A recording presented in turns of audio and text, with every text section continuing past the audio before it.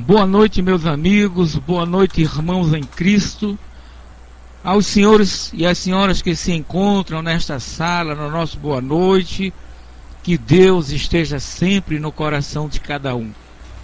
Meus amigos, meus irmãos, roguemos a Deus para que nesta noite possamos ser mais uma vez agraciados pela presença desses espíritos amigos que estão a serviço do Criador e que derramam sobre nós da sua luz, do seu amor, para que o entendimento se faça mais amplo, para que nós nos tornemos realmente irmãos em Cristo.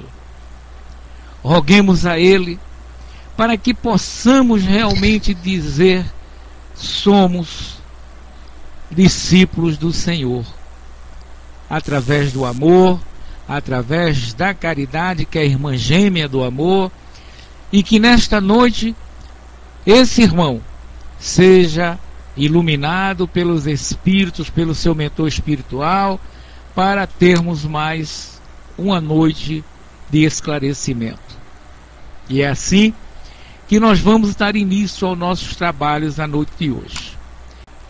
E é aí, companheiros, que ele cairá novamente no capítulo 29 do Livro dos Médiuns. Nós vamos pedir ao nosso irmão Carlos Alberto para que ele ocupe o mic e derrame sobre nós essa alimentação saudável para o espírito. Que Deus nos abençoe e nos ilumine. É com você, meu irmão Beto. Queridos irmãos do Ideal Espírita Cristão, que Jesus possa nos abençoar. Que os nossos amigos espirituais, veleiros do bem, que nos acompanham diuturnamente em todos os instantes da nossa jornada, que eles possam nesse momento nos auxiliar no que reporta a nossa conversação em torno das leis da vida, auxiliados pela doutrina Luz, codificada por Allan Kardec, para que gradativamente possamos adentrar nos portais da imortalidade em espírito e verdade, e na comunhão plena com Deus, nosso Pai Celestial. Para nós é um motivo novamente de muita alegria estar nesse espaço de luz, falando o Espiritismo na Rede Amiga, com os nossos companheiros da Rádio Fraternidade e os demais irmãos que acessam essas mídias pelo veículo livre da internet. Que possamos então aproveitar o máximo desses momentos, lembrando do nosso acanhamento no que concerne ao conhecimento espírita e principalmente das nossas dificuldades morais ainda para trabalhar aspectos tão relevantes. Por isso, nós contamos eminentemente com a ajuda de vocês também, porque essa sala é um ambiente onde a igualdade é imperiosa, a liberdade ela é dinamizada para que a fraternidade se faça nos domínios do coração. Hoje, especificamente, nós vamos estar dando continuidade ao tema trabalhado na última semana, quando nós desenvolvemos alguns aspectos sobre a prática espírita.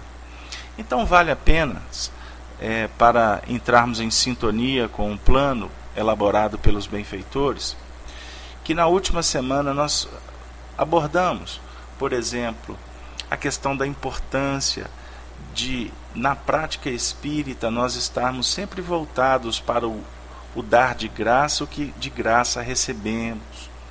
A prática espírita fundamentada na simplicidade, sem adereços exteriores, não é mesmo? Sem trabalharmos aquele espiritismo com aquelas arengas, com aquelas réstias que nós trazemos de outras religiões.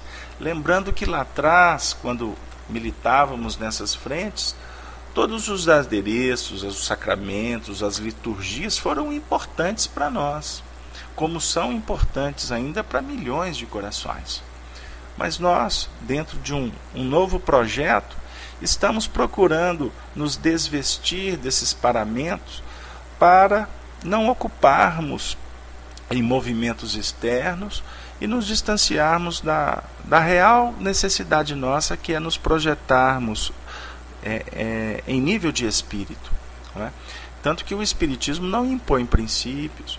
O Espiritismo trabalha com aqueles que são interessados em conhecê-lo, enfim, e que apresenta a doutrina, ensinos que devem ser analisados sobre o crivo da razão, antes de aceitarmos os princípios doutrinários. Aí que está um grande pilar que efetivamente a doutrina espírita projeta no ensino espírita, para que nós não possamos novamente apresentarmos conteúdos que sejam como que dogmas da atualidade. Não é isso.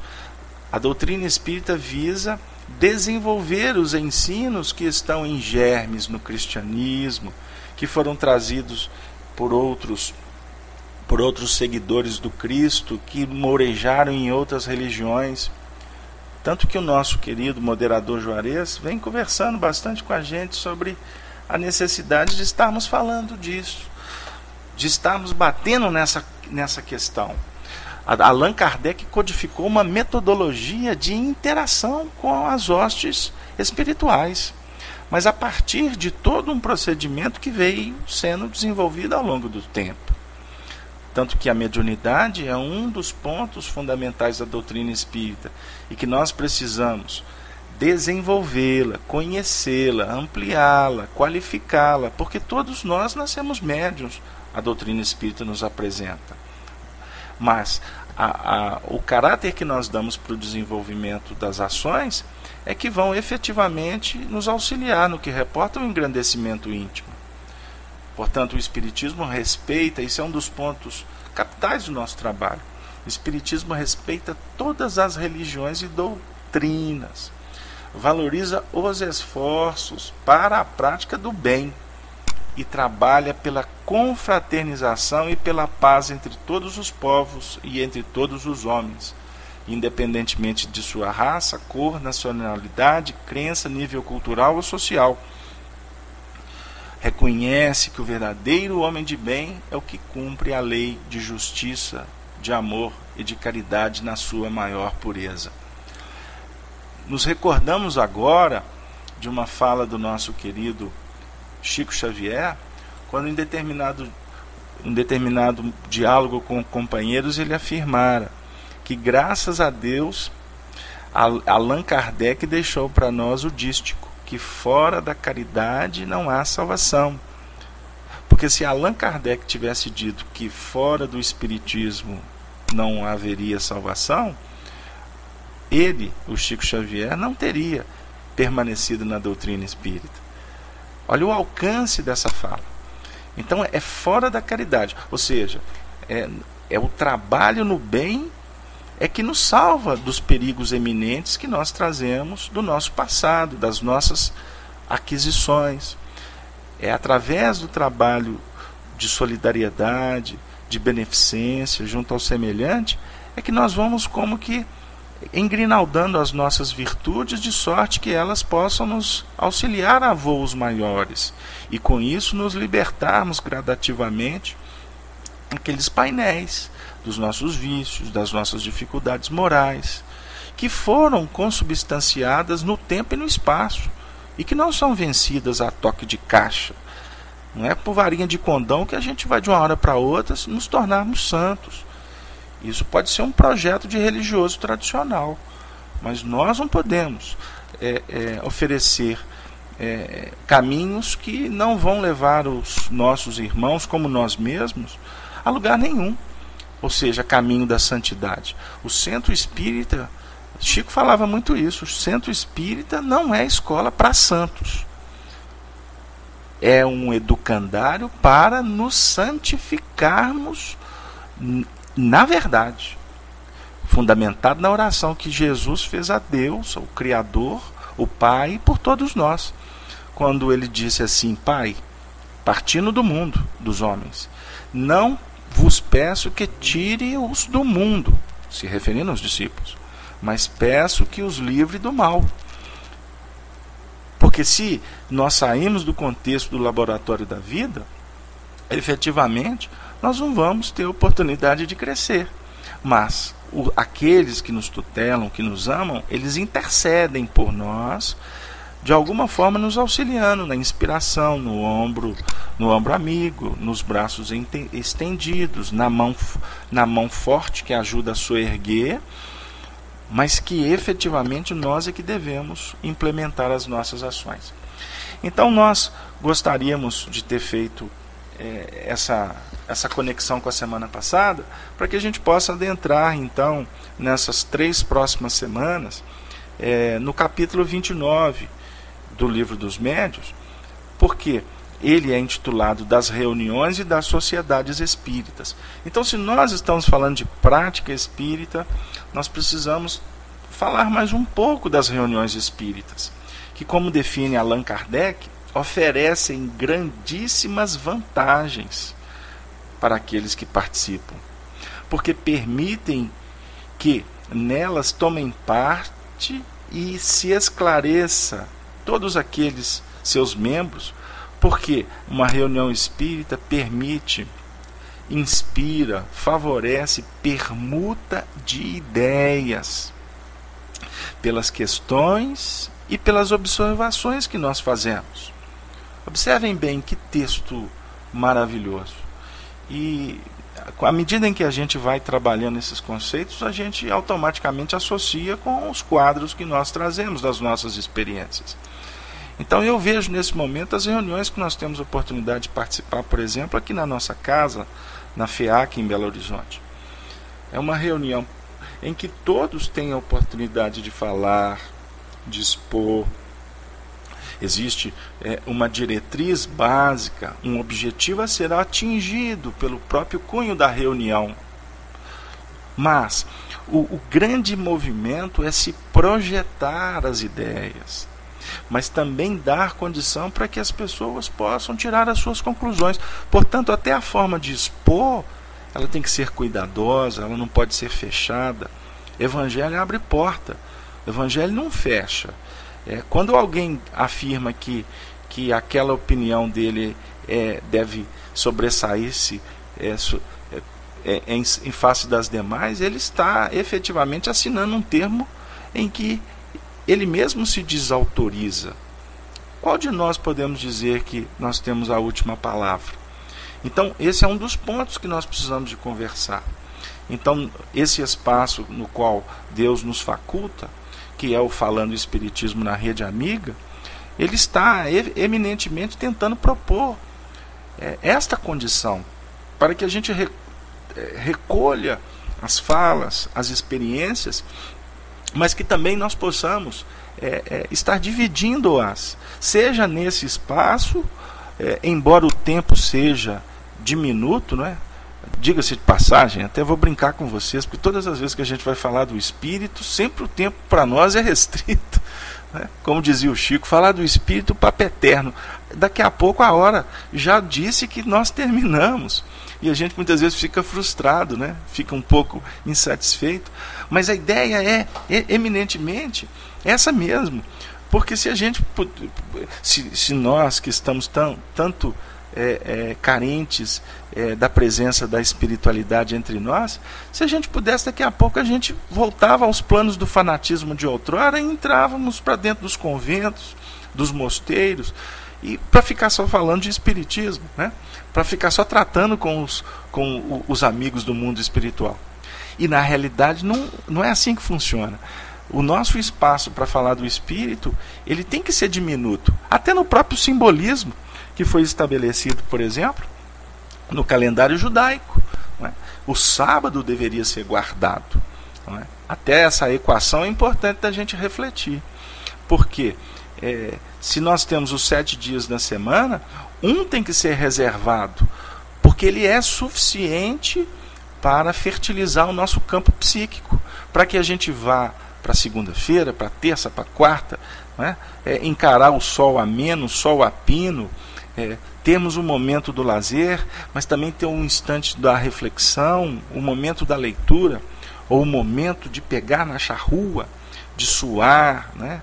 de suar sangue, como diz no adágio, ter um momento do desconforto, ter um momento do estímulo, mas, ou seja, esses 6 dias aí a gente trabalhando dentro da horizontal do processo, expansão do campo mental na horizontal.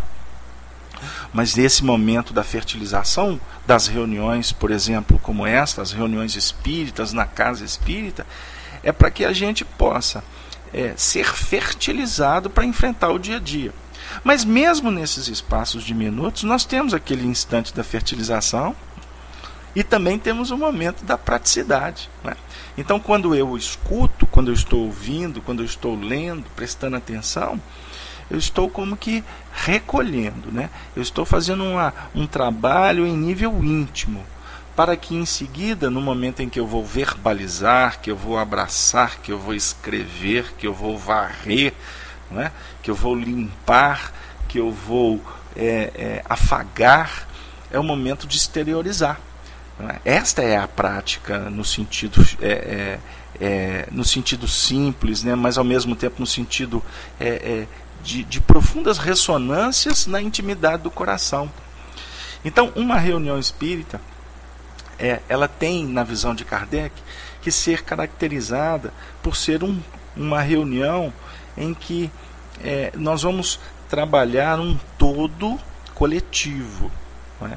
Nós precisamos de verificar a importância de nos interagirmos, porque quando nós nos intercambiamos em nível de sentimento e de ideais, o trabalho tende a ter uma projeção muito, muito importante. O trabalho passa a ser eficiente. Por isso que as reuniões, elas precisam de ter uma característica bastante diferente das reuniões que nós participamos no dia a dia.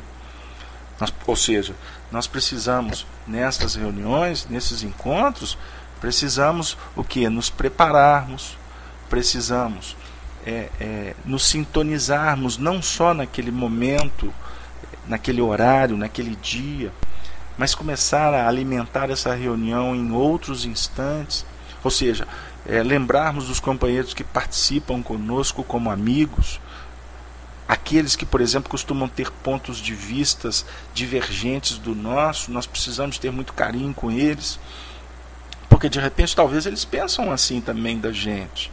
E diga-se de passagem, eu costumo lembrar, né, Nelson Rodrigues, quando afirmava, né, que toda unanimidade ela é burra, ela é destituída de inteligência, e é verdade. Então, nas nossas reuniões espíritas, nós precisamos do caráter sério, do caráter alegre, porque também não concebe uma reunião que fica todo mundo sisudo, né? Onde que todo mundo não pode nem piscar, ninguém pode sair daquele procedimento ritualístico. Não é isso. Nós podemos ser sérios, mas ao mesmo tempo felizes. Nós podemos ser alegres, mas ao mesmo tempo comedidos, né? Então é o ir lá e voltar.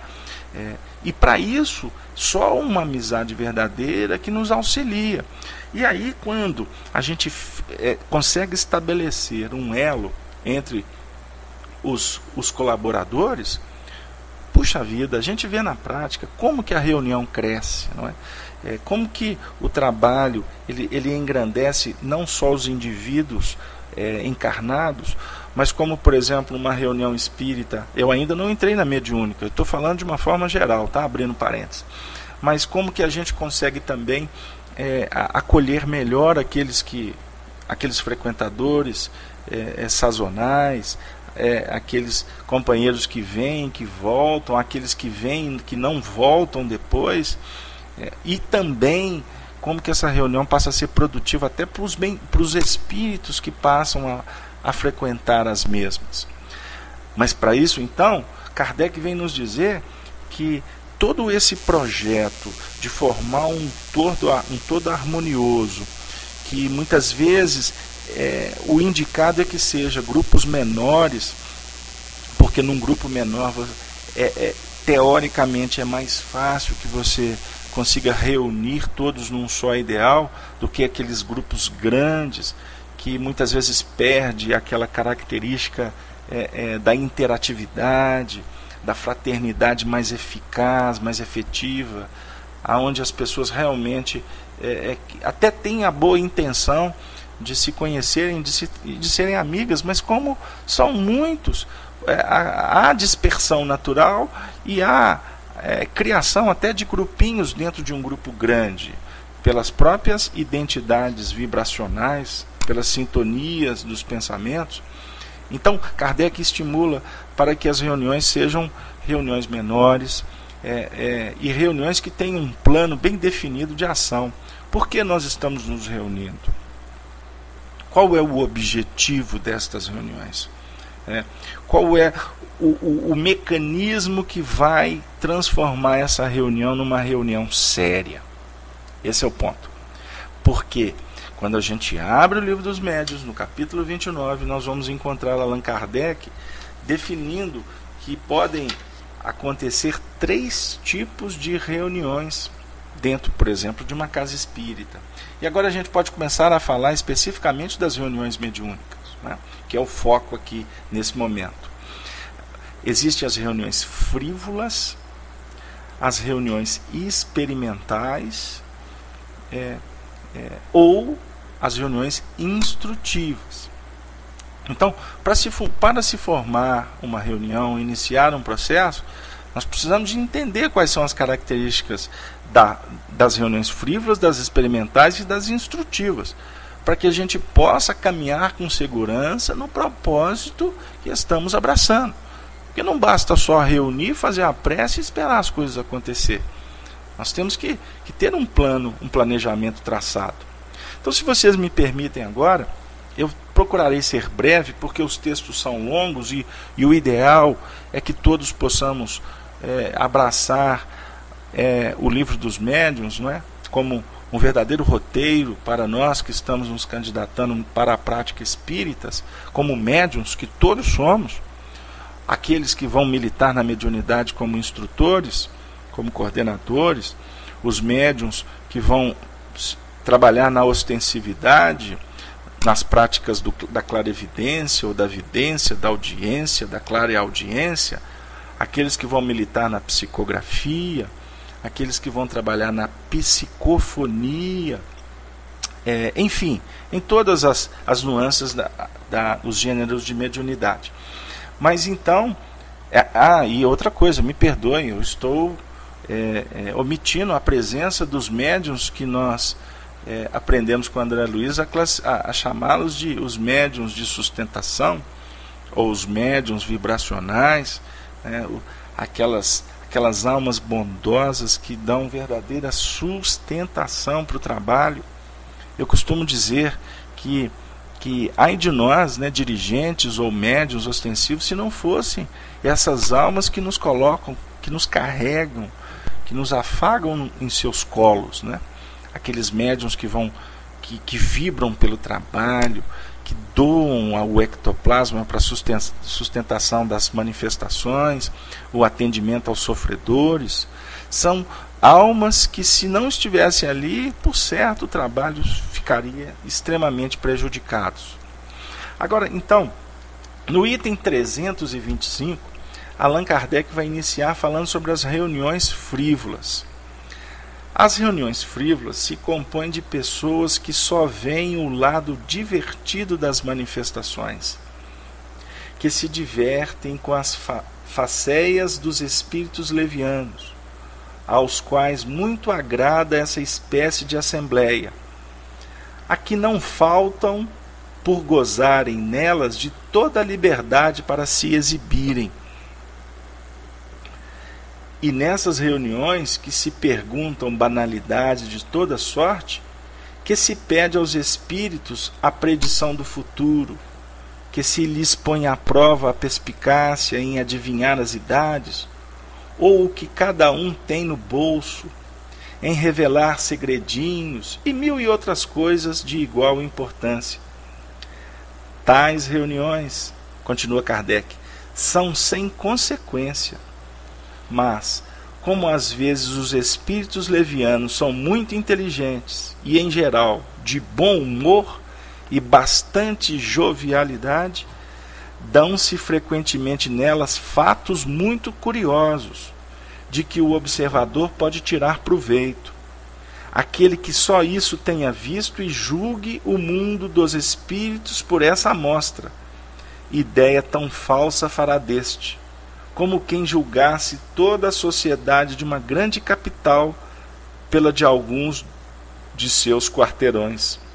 O simples bom senso diz que os espíritos elevados não comparecem às reuniões desse gênero, em que os espectadores são mais sérios do que os atores.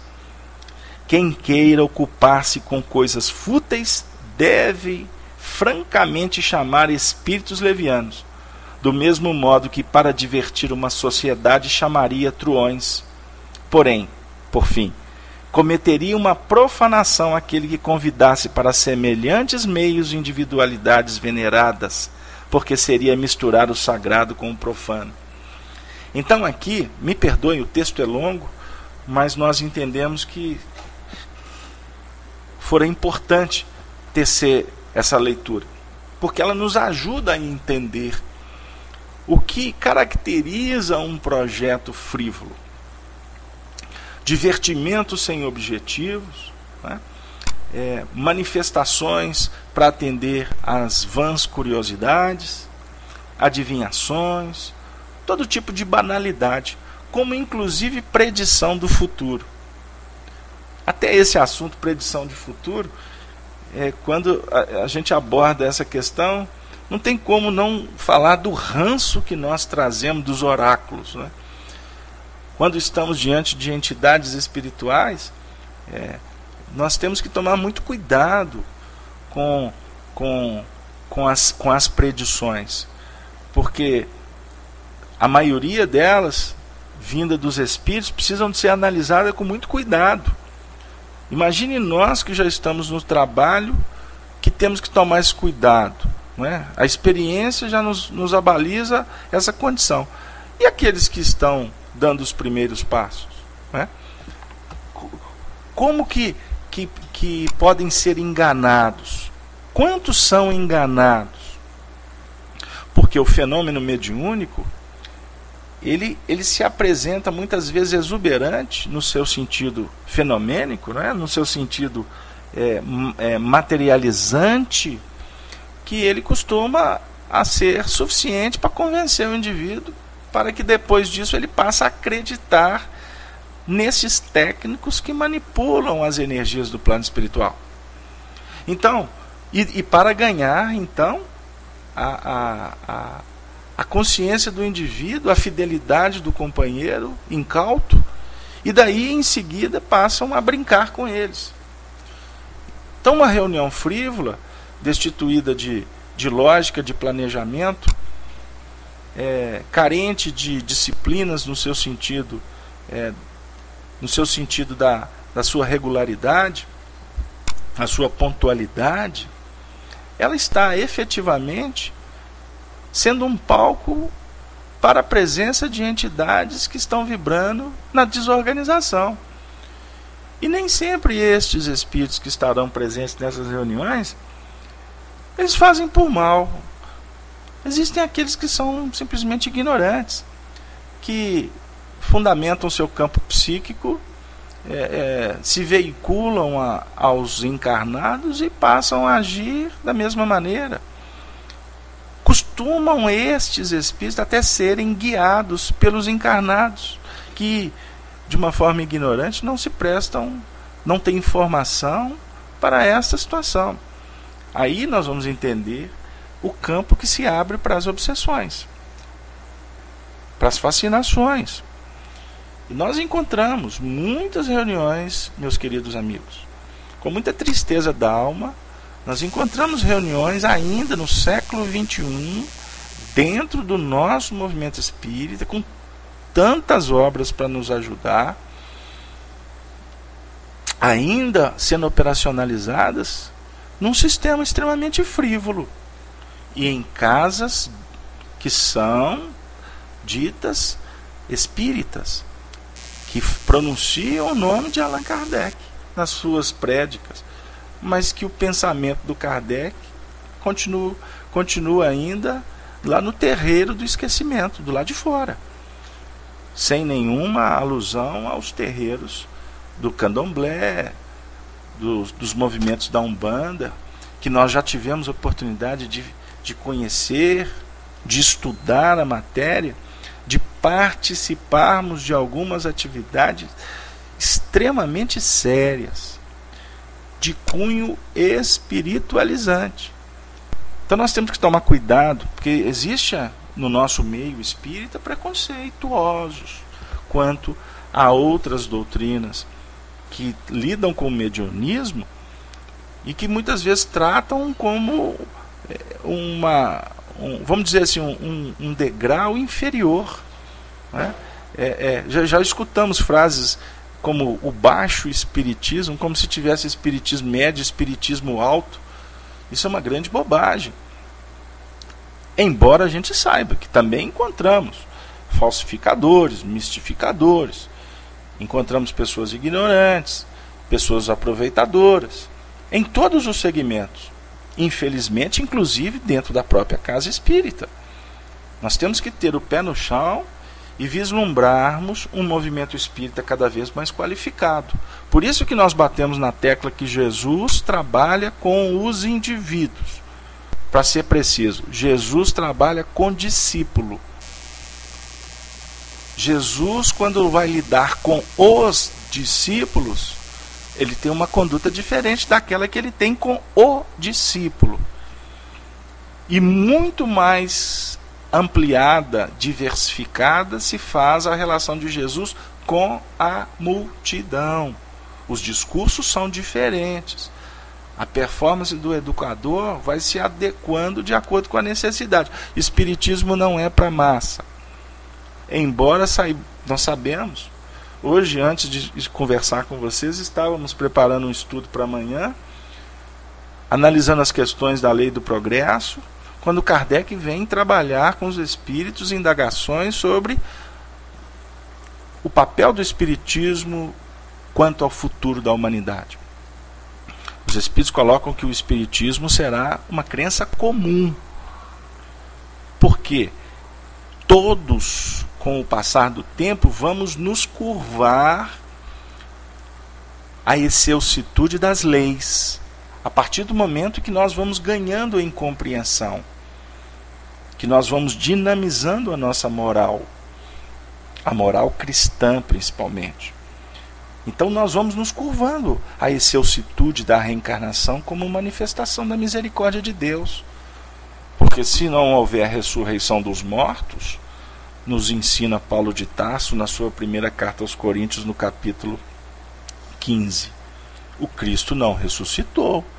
E se o Cristo não ressuscitou, é vã a nossa fé. Vamos continuar em casa.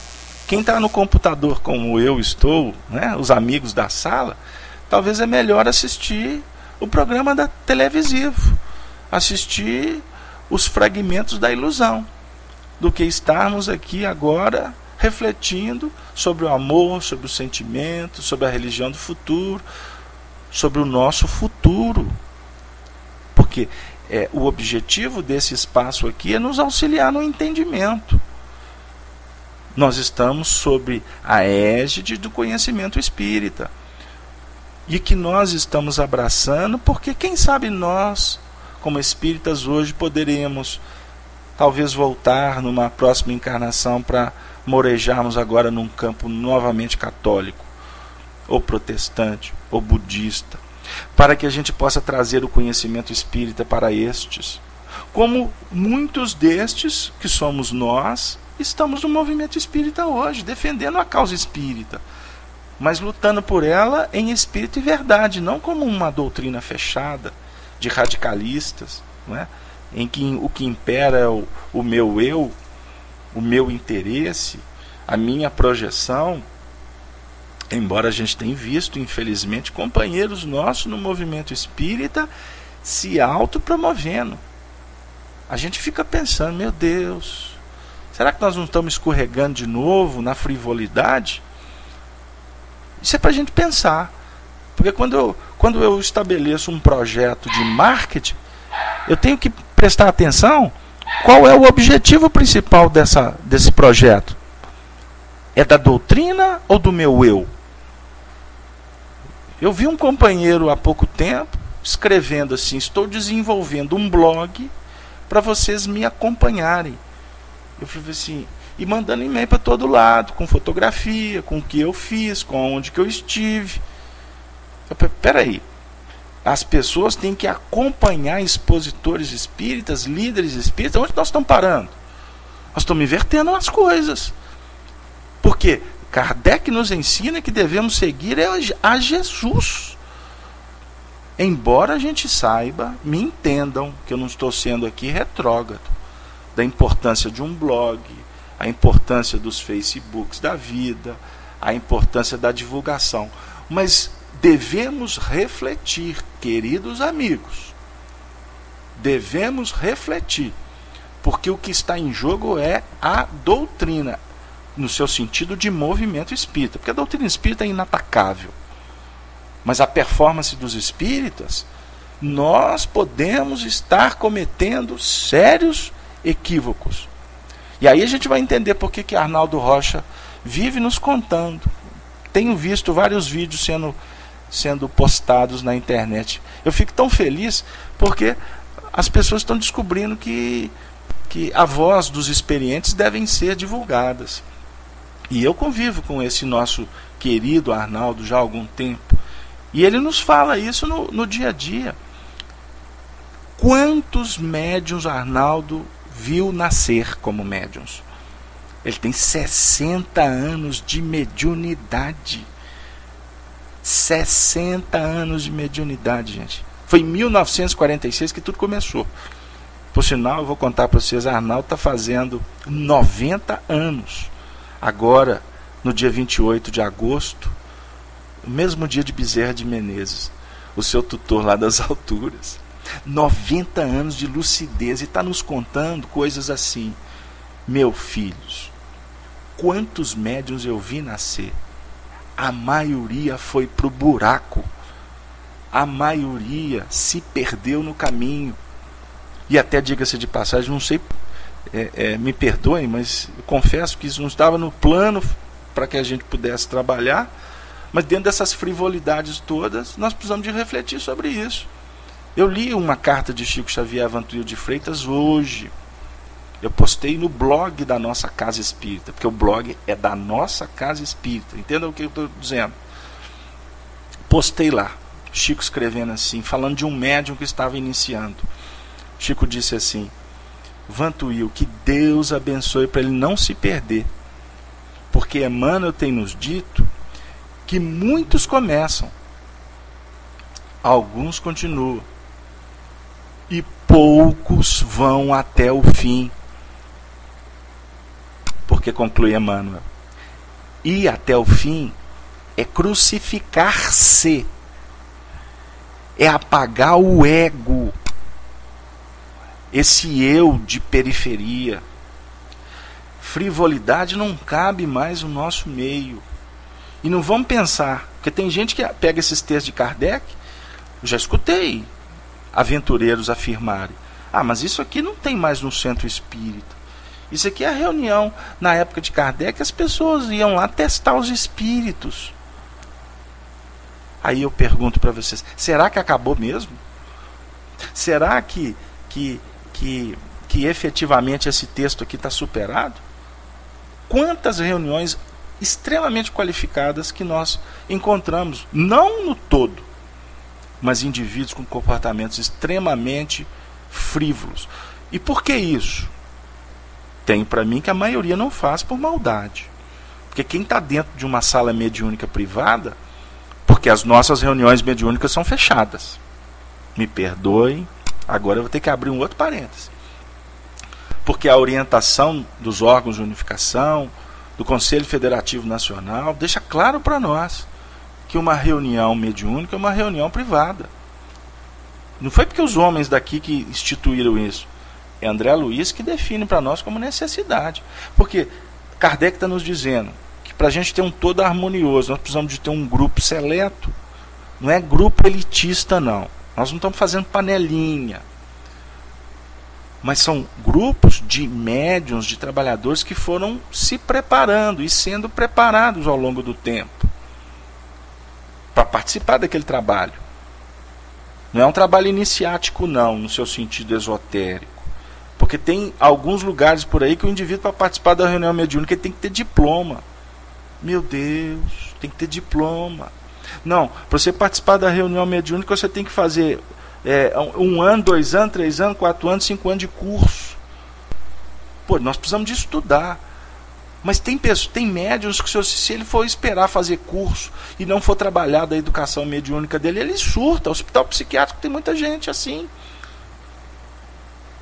Vamos pensar, gente. Vamos pensar. O que o nosso contexto é falar de conduta. É falar de objetividade.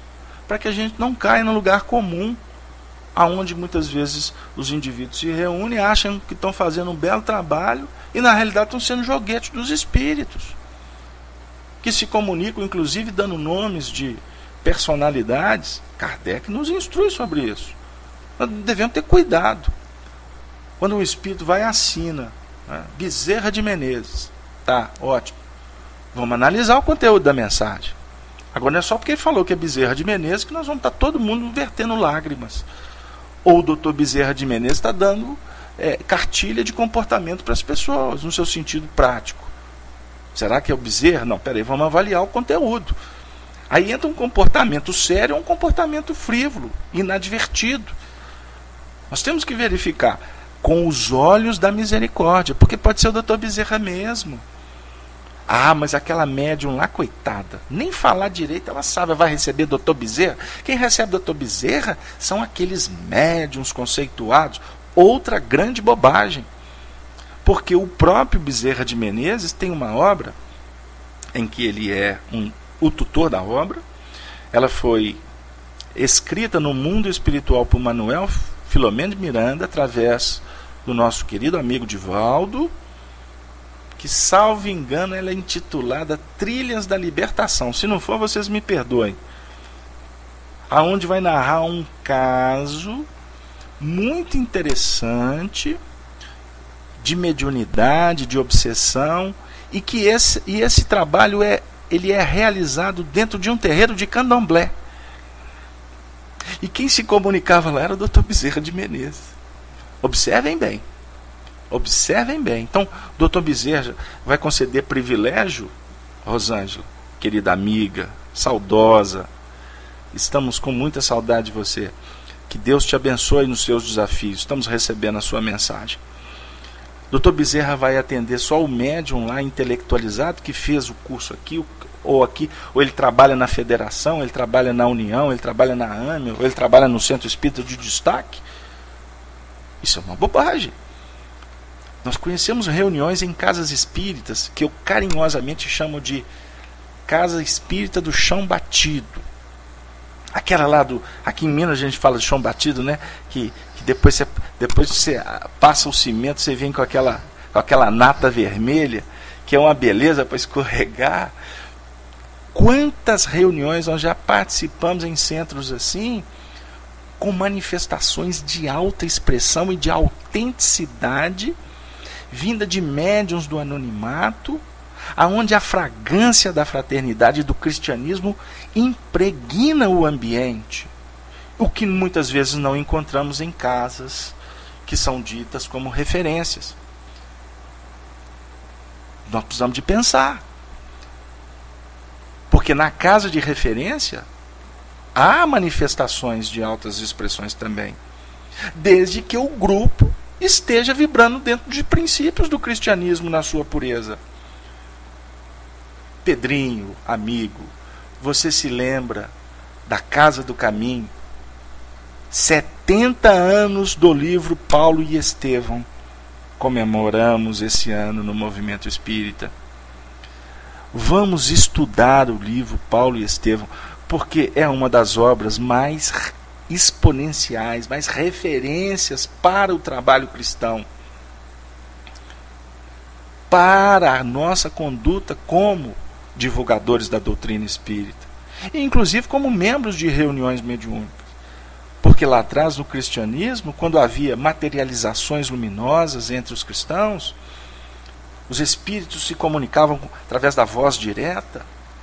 Quem não assistiu um fenômeno de voz direta, eu gostaria de dizer que é uma das coisas mais bonitas, mais autênticas que nós já tivemos a oportunidade de verificar, de participar, como as reuniões de materialização.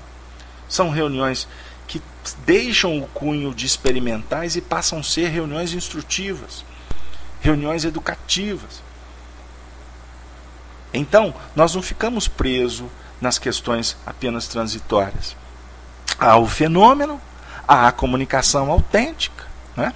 Como há comunicações que são mistas, que eu costumo dizer assim, que tem todo o colorido do médium, que tem um pequeno percentual dos espíritos, mas o pequeno percentual dos espíritos é o suficiente para dar um colorido para o médium, ou a participação do médium dá uma engrinaldada na comunicação espiritual. Então, ou seja, você não parafusa um médium na cadeira, você não trata o médium como um robô, como sim um ser humano que está num processo extremamente educativo, instrutivo, libertador durante a comunicação. Estudiosos da mediunidade. Há uma obra que tenho para mim também como um grande laboratório de ensinamentos. Se chama Diversidade dos Carismas, escrito pelo nosso grande estudioso, grande espírita Hermínio Miranda, que vai contar a história daquela médium, que ele dá o pseudônimo a ela de Regina, que ela passa na mão de dirigentes que maltratam-a, que sugam dela o que podiam, o que puderam, mas que ao mesmo tempo deixavam ela de escantilhão quando ela não mais poderia dar o que eles esperavam, ou como ela foi tratada como mistificadora, enfim, como ela sofreu. Se a conduta dos dirigentes, que muitas vezes se colocam nas condições de companheiros sérios, mas sérios muitas vezes fica só na postura, só na fala, só no comportamento. Aonde Kardec está falando de seriedade é da intimidade. Nós temos que ter ações eficazes, diretas, mas extremamente bondosas com os médiuns. Como os médiuns também precisam de trabalhar com seriedade no trato com a sua sensibilidade. Ele tem que cuidar. Porque não adianta ele trabalhar num nível de seriedade apenas no dia da sessão. Ele se preparar apenas um dia anterior. Ele precisa de cuidar da sua sensibilidade, lembrando que há influências dos meios que ele frequenta, que há influências espirituais dos encarnados que ele convive. Então ele precisa de aprender a selecionar, sem segregar. Quando eu falo selecionar, é selecionar vibrações. Porque o médium precisa de aprender a entrar e sair dos ambientes psíquicos. Porque muitas vezes ele é obrigado a viver em ambientes, tratando no mundo nosso material de ambientes complicados, pestilenciais, mas ali é o ganho de vida dele. Como é que ele vai fazer? Então, se for trabalhar no sentido fanatizante, ele tem que ir para o mosteiro, abandonar a sociedade, deixar de evoluir horizontalmente para se projetar apenas verticalmente? Não, não é isso. Nós precisamos de começar a entrar no conteúdo libertador. Nós temos que efetivamente qualificar a nossa onda mental. É o que nós recolhemos e o que nós doamos. Isso se chama, por André Luiz, educação mediúnica. É um grande desafio para todos nós. Portanto, a seriedade está muito mais no âmbito do coração, da intimidade, dos ideais, do que muitas vezes a gente acha que é simplesmente colocar uma roupa branca. Porque tem espírito ainda que acha que a mesa tem que ser branca, o forro tem que ser branco, não pode ser vermelho, Não pode ser preto, porque atrai maus espíritos. Tem gente que pensa assim, para dar paz eu tenho que colocar uma camiseta branca, eu tenho que colocar um jaleco. Está se envolvendo na periferia do fato, porque a limpidez ela é vibracional, não é? O que vale é efetivamente o que nós estamos exportando, o que nós estamos doando, não é? Não é o que entra que corrompe, é o que sai, nos ensina Jesus. Então, meus amigos, nós estamos num momento muito importante, de muita espiritualidade que está procurando auxiliar a humanidade. Então, com isso, devemos sermos sérios na forma com que nós abraçamos o ideal, mas jamais sem perder a simplicidade, jamais esquecidos da alegria. Parece antagônico, né? Mas nós precisamos de entender o que é seriedade e o que é alegria. Evangelho é um projeto de alegria. Emmanuel nos apresenta Jesus no livro Roteiro como campeão da alegria. O Evangelho como projeto de sofrimento, de crucificação no seu sentido da apologia à dor, é para alimentar religiosos, é para encher centro espírita, é para encher os templos, é para dar projeção para religiosos, para dar serviço para muita gente. O Evangelho tem uma outra conotação com Jesus. O Evangelho é libertação das dores, do Calvário. O terceiro dia da ressurreição é o prêmio para o bom combate. O processo de Jesus não se encerra na crucificação, passa por ela, porque o médium, para chegar até o fim, ele tem que crucificar-se, mas não no sentido de se autoflagelar. Ele precisa de aprender a crucificar o seu ego, a domar as suas paixões, a cuidar do câncer chamado egoísmo, filho do orgulho, ou orgulho filho do egoísmo, como queiram. É isso que está bem esclarecido para nós por Allan Kardec no Evangelho segundo o Espiritismo. Trabalharmos para nos tornarmos homens de bem. O homem de bem é aquele que vive a lei de justiça, plenitude divina. Não é a justiça que cheira violência conforme a concepção dos homens.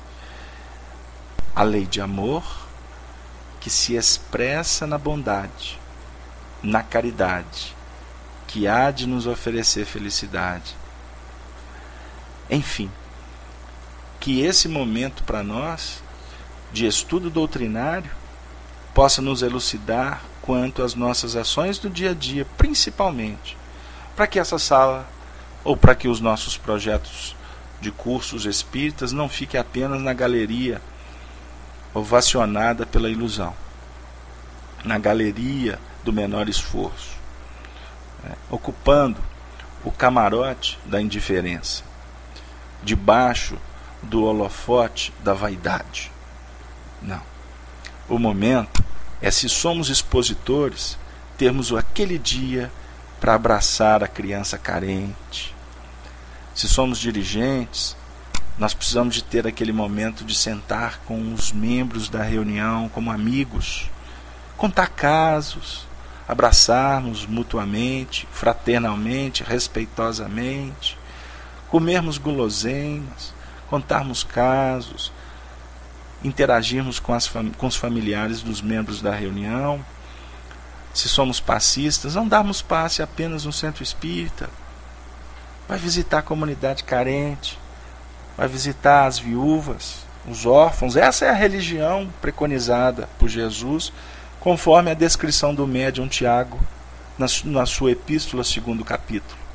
A religião pura e imaculada é visitar o sofrimento. Porque se nós, como trabalhadores da internet, por exemplo, ficarmos apenas sentados no conforto da nossa equipação de casa ou do escritório, nós não estaremos eminentemente nos interagindo com o irmão do caminho. A casa do caminho me faz recordar o amigo que nos tutela agora. Foi o dístico implementado pelos discípulos, pelos apóstolos, naquele lugar aonde foi fundada um núcleo de assistência e promoção dos indivíduos. Mas a Casa do Caminho era um projeto trabalhado pelos essênios, muito tempo antes da chegada do próprio cristianismo, a definir que o projeto do Evangelho é uma proposta eterna e o pastor vai divulgando-a através dos templos, dos médiuns, dos trabalhadores que se tornam homens do caminho. Conclui Jesus: vinde a mim, todos vós que estáis cansados e sobrecarregados, que eu vos aliviarei. Ponto e vírgula. Tomai sobre vós o meu jugo e aprendei de mim, que sou humilde e brando do coração. Assim encontrareis paz. Essa narrativa do capítulo 11 do Evangelho de Mateus, a partir do versículo 28, nos traz profundas expressões e intercambiando com aqueles que promovem o bem da humanidade. E assim, possamos nós continuar devagar, mas prestimosos, cuidadosos, mas vigorosos, no estudo da obra que Allan Kardec, o apóstolo da verdade, nos oferece nesses novos tempos. Kardec nos conclama: vós que clama no deserto. Vamos clamar no deserto da nossa própria intimidade, trazendo a esperança da terra prometida. E assim, nós concluímos essa primeira etapa do nosso trabalho, devolvendo a palavra ao nosso irmão Beto. Caiu dos céus o maná que nos alimentou durante este período. Como nós sabemos, talvez sim, talvez não, que esse maná ainda é um fruto muito, mas muito rico em proteínas que tem nas colinas daquele local por onde Jesus andou. E ele realmente alimenta. As suas palavras muito bem colocadas produziu essa saciedade da nossa fome de sabedoria e da sede de conhecimento. Beto, você foi profundo ao falar das vantagens da casa espírita na quinta-feira passada. No dia de hoje, você abriu mais o leque quando você mostra as qualidades que tem dentro das casas espíritas, com essas reuniões, as tais frívolas, não é? As instrutivas, e você foi profundo. Não é? Agora, tem umas perguntas, Beto, que cala fundo dentro de nós. Você tocou no assunto. Aí, rapidamente nos esclareça, por favor, por que tanta ojeriza ao se falar no início dos acontecimentos dos fenômenos espíritas? Por quê?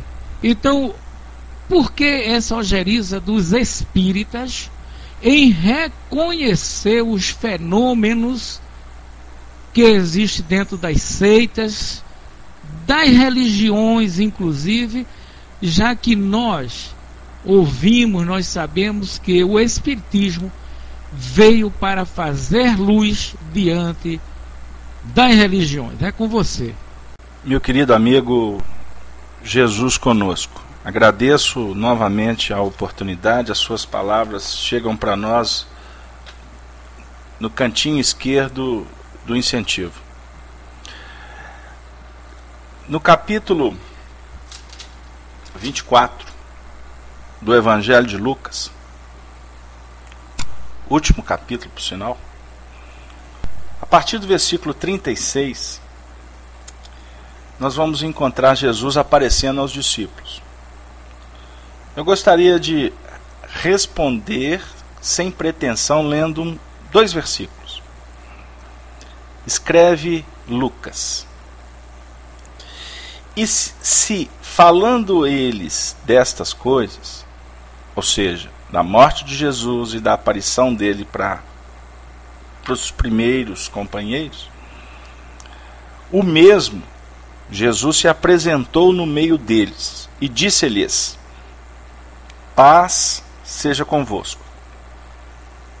E eles, espantados e atemorizados, pensavam que viam algum espírito. E ele lhes disse: por que estáis perturbados?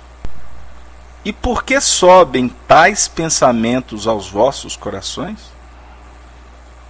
Vede as minhas mãos e os meus pés, que sou eu mesmo. E aí o texto desenrola. Então, por que nós trouxemos essa passagem? Dentro da sua indagação, da dificuldade dos homens no trato com o intercâmbio espiritual. Quando eles viram Jesus, ficaram espantados e atemorizados, pensando que estavam vendo algum, o quê? Espírito. Então eles viam espíritos. Isso era uma prática. A comunicação dos espíritos, a literatura para nós é rica em todas as doutrinas. Ela acontece desde que o mundo se tornou, entre aspas, civilizado. Homem, pensamento contínuo, os espíritos passaram a se comunicar lá nas tribos, através dos pajés, não é mesmo? Para a gente ficar por aqui. O temor que perpassou o coração dos discípulos e o espanto é porque isso simboliza a nossa fragilidade, a nossa infantilidade no que reporta ao trato com as outras dimensões. E só tem temor quem ignora. Por isso que o fenômeno mediúnico foi facultado em toda a história da humanidade, oportunizado diante da vontade de Deus, conforme nós trabalhamos na última semana, para que fixasse no psiquismo da humanidade esta realidade. Porque intuitivamente nós sabemos que somos imortais. Para que, no tempo certo, com o desenvolvimento da ciência, da humanidade, Allan Kardec pudesse reencarnar e a partir da década de 50 do século XIX, ele viesse a metodizar, a desenvolver uma ciência que é um dos pilares da doutrina espírita, a ciência que estuda os fenômenos, o intercâmbio. Então, concluindo, o intercâmbio de como se dá o processo daqui para lá. E hoje, passado mais de 200 anos, né? Me perdoe, passado 2 séculos, nós temos uma obra fundamentada pela psicografia de Chico Xavier que nos apresenta a mediunidade de lá para cá. Nós temos batido nisso. Kardec nos ensinou daqui para lá. André Luiz veio nos ensinar de lá para cá. Então a ciência, ela está desenvolvida. Ela está fundamentada. E o nosso trabalho quanto divulgação da doutrina espírita é no sentido de apresentar esses códigos esses tratados, para que os homens, à medida em que venham a ganhar em maturidade, acessem essas informações. Porque o Espiritismo veio trazer a doutrina da justiça mosaica, do amor de Jesus e da verdade nas novas bases para o povo. Caso Alberto, não parece contraditório. Você falou que o evangelho não é para o povo. Ah, mas a doutrina espírita veio para o povo. Isso é para a gente pensar. Mas o despertamento é para o indivíduo. Por isso é que Jesus nos aguarda como mestre. Vós me chamais mestre e senhor, e dizeis bem. Convido os irmãos a lerem esse texto antes de dormir, que é o último capítulo do Evangelho de Lucas, que vocês vão ver na sequência dele o que é uma reunião espírita séria. Porque Jesus se apresenta para os discípulos, mostra o fenômeno, pede para que eles o toquem, e depois ele vem dizer sobre a importância que eles entendessem os textos sagrados e aplicassem efetivamente. Quer dizer, ele se apresenta como um fenômeno mediúnico de expressão inigualável, mas em seguida ele mostra a importância de se estudar aquele fenômeno, para que aquele fenômeno pudesse libertá-los, porque o fenômeno maior da vida é o fenômeno do amor. Me perdoe ter me alongado, devolvo a palavra. Perfeito, Beto. Perfeito. Eu creio que respondeu ao pé da letra. Não é? Inclusive, nós vamos ver na Bíblia, quando fala dos reis, que na contenda de Davi com Saul, um espírito maligno da parte do Senhor foi ter, por causa da inveja que estava havendo contra o outro.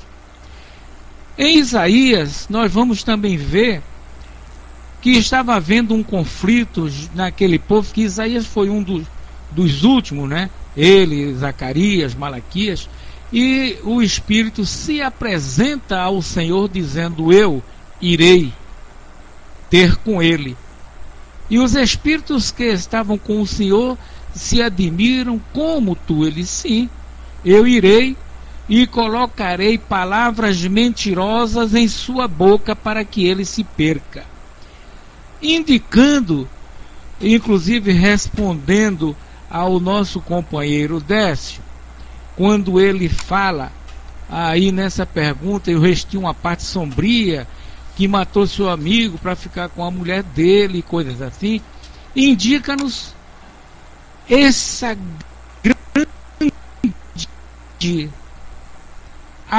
grande oportunidade que o Pai dá a todos nós através da reencarnação. Ninguém nasceu assim. Até aquele que estava com Deus como Verbo, e como o Verbo se fez carne, ele teve a sua evolução gradativa em outros planetas, em outras dimensões, até alcançar as condições de vir governar um planeta, e a partir daí ele transmutar-se para o estado crístico. Beto, a pergunta... Eu entrei sem ouvir a pergunta porque eu senti, Juarez, que você caiu. Me perdoe a ousadia. Mas eu utilizo o tempo para que você faça a reconexão do seu computador, citando a primeira carta de João, no capítulo 4, quando o apóstolo amado escreve assim para nós: amados, somos nós agora, discípulos, estudiosos, não creais a todo o espírito, mas provai se os espíritos são de Deus, porque já muitos falsos profetas se têm levantado no mundo. Nisto conhecereis o Espírito de Deus. Todo o espírito que confessa que Jesus Cristo veio em carne é de Deus. Esse texto é simbólico, não vamos analisar literalmente. Todo fenômeno mediúnico acontecido na história da humanidade, ele apresenta para nós a faceta da libertação ou o acrisolamento. Nós devemos sempre analisar os processos como oportunidades elucidativas. Porque se o Pai, por exemplo, permite que um espírito venha a nós, em nome de Deus, mas promovendo cisânia, é porque nós precisamos de ser testados. Nós precisamos de operacionalizar essa fé raciocinada, discernindo. Quantas vezes o Chico foi testado nesse mistério? Os afoitos costumam a julgar que o Chico era o médium só de Emmanuel, de Bezerra e etc. E na realidade não sabem que o Chico foi um médium que lutou debaixo de influências espirituais complexas muito antes de reencarnar. Porque o processo da reencarnação do Chico, para vocês terem uma ideia, durou mais ou menos 3 décadas de preparação. A vida do Chico, desde a sua infância, foi abundante de fenômenos mediúnicos, mas no sentido complexo. Embora abençoado por Maria João de Deus no mundo espiritual e pelas centenas de espíritos que vibravam e torciam pela vitória dele. Mas o discernir entre o Espírito do Senhor e o Espírito que vinha trazer as complicações, Chico carregou isso até os últimos tempos. E o discernir espíritos, eu não estou também fechando, falando que apenas são entidades espirituais. Porque no plano prático da nossa vida, o tempo todo nós estamos sendo testados se os espíritos são dos senhores ou se os espíritos são das trevas, com aqueles que convivem conosco, porque são médiuns que operam a mediunidade no dia a dia sem saberem. Então o plano, a relação, a intercomunicação é um desafio que nós precisamos de estudar com mais carinho, com mais atenção e sem pressa. Nós podemos lembrar, o Décio nos manda uma mensagem para falar do preparo que André Luiz viveu junto com Chico Xavier. Ele ficou 3 anos, vamos lembrar disso, num processo chamado de adaptação psíquica, fluídica, porque para o trabalho que o Chico realizou junto com André Luiz com Chico, porque é de lá para cá e de cá para lá.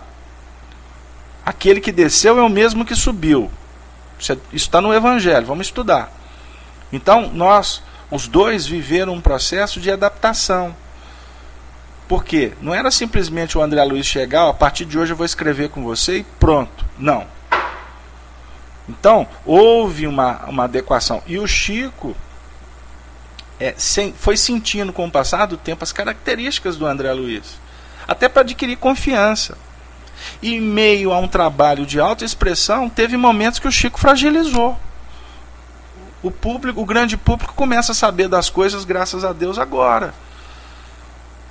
Arnaldo nos conta, por exemplo, que quando o André Luiz estava escrevendo O Nosso Lar, e aquele capítulo que a gente passa por ele, e costumamos não dar muita atenção sobre o chamado bônus horas, no meio do capítulo o Chico parou a psicografia. Vocês conhecem essa história? Ele falou assim, não é possível. Eu estou achando que eu estou sendo mistificado por esse moço, que se intitulava André Luiz, porque o nome dele não é André Luiz. Embora tenha aventureiros querendo descobrir o nome dele. E não é nada disso que o povo anda falando. André Luiz, a história do Espiritismo conhece, foi o nome que a entidade escolheu porque era o nome do irmão de Chico Xavier, que estava dormindo lá dele. Ele parou a psicografia. Até que que Emmanuel veio, mostrou, não que era isso mesmo, etc. Mas ele lutou com isso. Quantas vezes espíritos se aproximavam de Chico para falar algumas coisas da intimidade, revelações sobre a vida pessoal de alguns companheiros, que ele temia. Ele falava assim com muito cuidado. Olha, por um acaso, um exemplo, você teve uma tia que se chamava assim, assado? Aí a pessoa, não, tive sim. Ah, graças a Deus. Para ele era um alívio. Para ele era um alívio. Não, porque essa entidade está aqui e mandou te dar um abraço.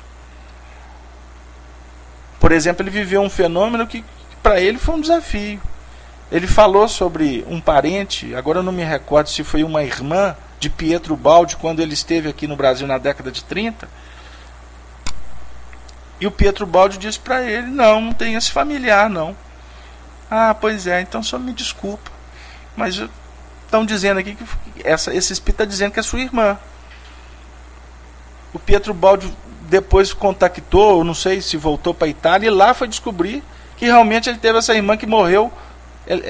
Ele era pequeno e a menina morreu, tinha poucos anos de vida. Tinha pouco tempo de vida. Quer dizer, o fenômeno foi autêntico. Então, por isso, meus queridos amigos, a gente costuma a desenvolver a tese aqui de que o médium, o primeiro desafio dele é calar. Eu digo esses passagens, os médiuns, como diz o Arnaldo, adoram ouvir o timbre da própria voz, não é assim? Então o médium tem que aprender a calar, a educar a voz, a língua. Quando perceber alguma coisa, constatar primeiro, para não passar vergonha. Não é?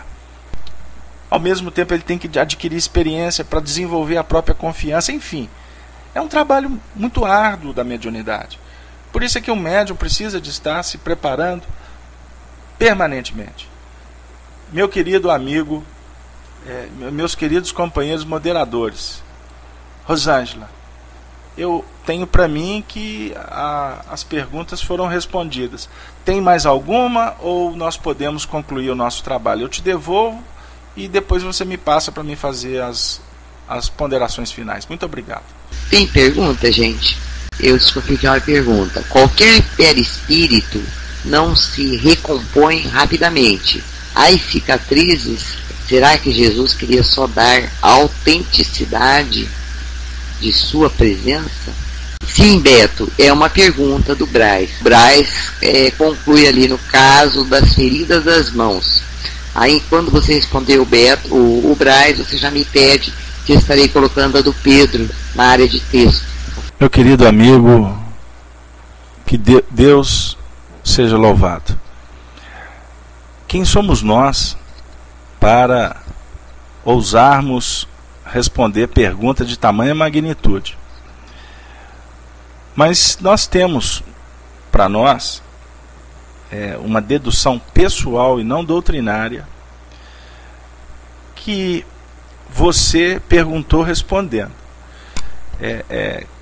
No que reporta a ele fazer questão de manter aquelas cicatrizes para dar efetivamente autenticidade no processo da sua volta, no desenvolvimento da fé dos seus companheiros, amigos, que no texto citado por nós da aparição em Lucas, no capítulo 24, eles ficaram temerosos quando viram Jesus.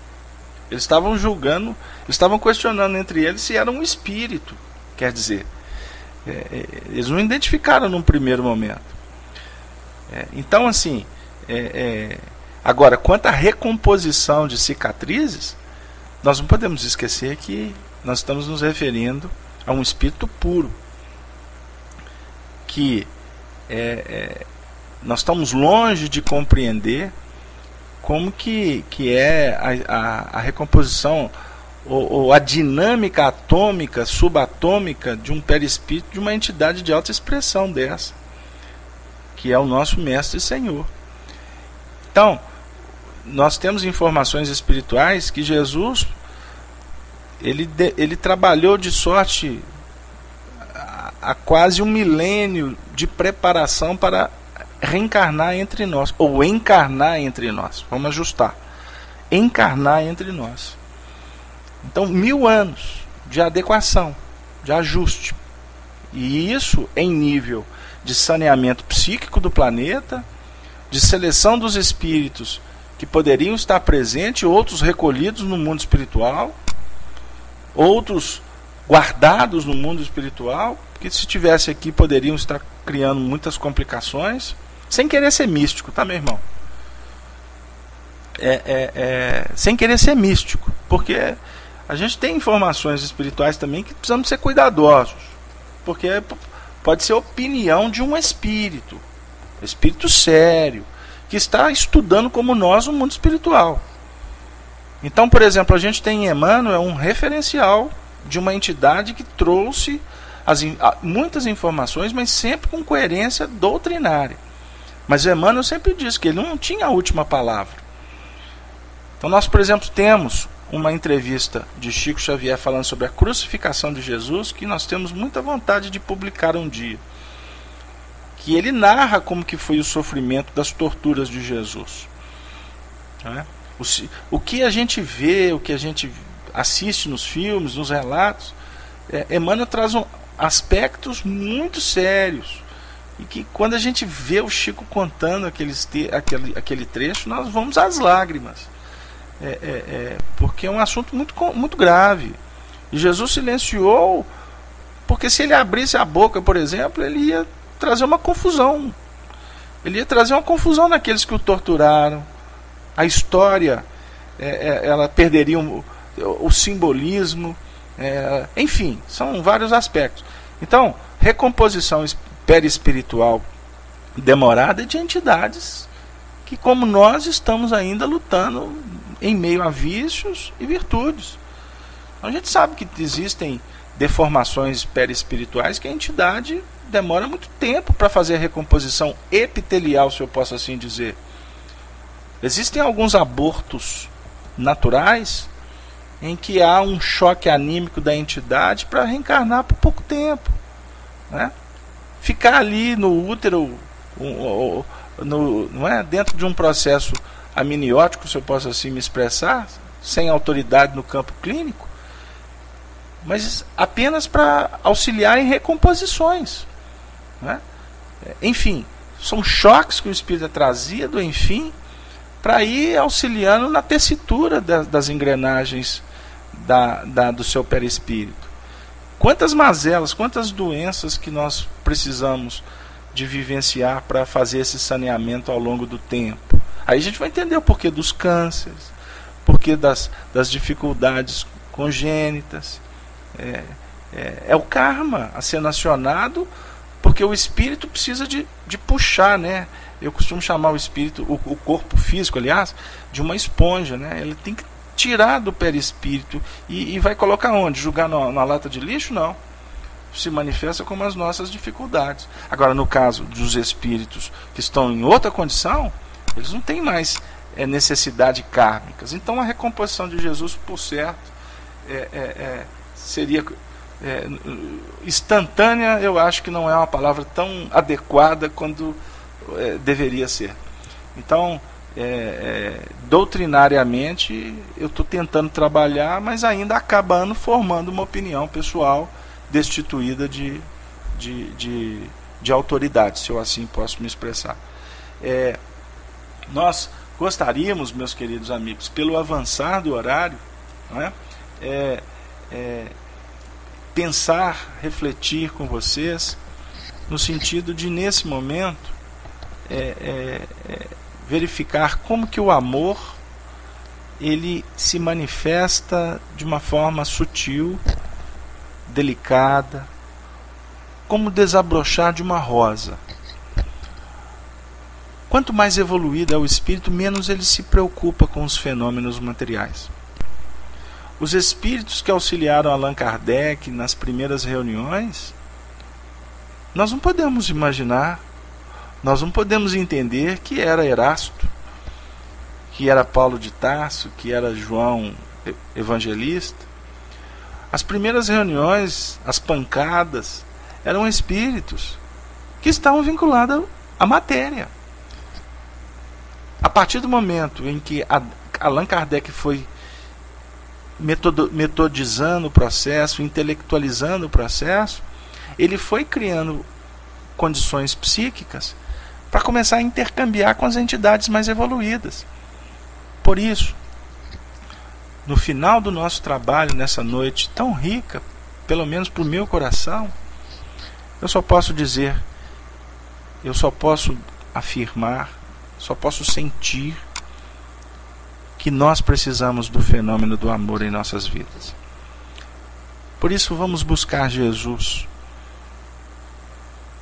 nesse momento mágico, nesse instante em que as hostes superiores nos aguardam para acessarmos um patamar diferenciado. Então vamos confiar no apoio dos benfeitores, vamos ter certeza que a vida está abrindo oportunidades e vamos continuar suando a camisa. Enquanto a luta, é uma frase de Santo Agostinho, enquanto houver luta, a esperança é soberana. Nós não podemos desistir de lutar jamais. Por isso, valorizemos essas oportunidades e vamos nos intercambiar como espíritos, cuidando da matéria com responsabilidade, com as nossas obrigações, mas acima de tudo, vamos nos intercambiar num nível superior. Que Maria Santíssima possa nos abraçar nesse momento, e eu, humildemente, rogo aos benfeitores, ao nosso querido Ismael, benfeitor espiritual do nosso Brasil, coordenador do Movimento Espírita Dr. Bezerra de Menezes, que eles possam abençoar a divulgação da doutrina espírita. O nosso irmão nos pede apenas para falar por que Jesus disse para Maria de Magdala: não me toque, porque eu ainda não estou com o Pai. Não vamos pensar em nível energético. Vamos pensar em nível espiritual, com profundidade moral. Maria não podia tocar Jesus daquela maneira. Ela tinha que aprender a tocar Jesus como ela aprendeu, abraçando os leprosos, cuidando de novos filhos, porque ela não os teve naquela encarnação, mas passou a tê-los quando foi viver no Vale dos Leprosos. Maria aprendeu a tocar os homens de uma forma diferente, tocando não pela paixão, pela emoção, mas tocando os homens como irmãos, como eu gostaria de abraçar a você que toca nesse assunto. Nós precisamos de olhar para o Evangelho com a alma, com o coração. Maria de Magdala é uma grande benfeitora que continua abraçando os filhos do Calvário de Jesus, como ela nos abraça agora. Embora esteja em regiões sublimes, mas ela vem ao nosso encontro como foi ao encontro de Jesus no jardim, no terceiro dia, naquela manhã ensolarada, para dizer para todos nós: tende bom ânimo, permanecei no bem, porque a vitória é iminente, a vitória da paz. E na paz do Senhor, eu desejo a todos uma boa noite, um bom reencontro no mundo espiritual durante o sonho, e que possamos, na próxima semana, nós estarmos estudando os princípios básicos, continuando esse assunto, com o nosso companheiro Juarez, que estará coordenando o trabalho durante 2 semanas, pois estaremos nos ausentando por motivos pessoais do trabalho. Mas daqui a 3 semanas se Deus assim o permitir, estaremos com vocês mais uma vez para falarmos de Allan Kardec, para relembrarmos dos benfeitores, para estudarmos a doutrina espírita e para sentirmos Jesus como o amigo de todos os instantes. Uma boa noite para todos. Beijo a alma de vocês.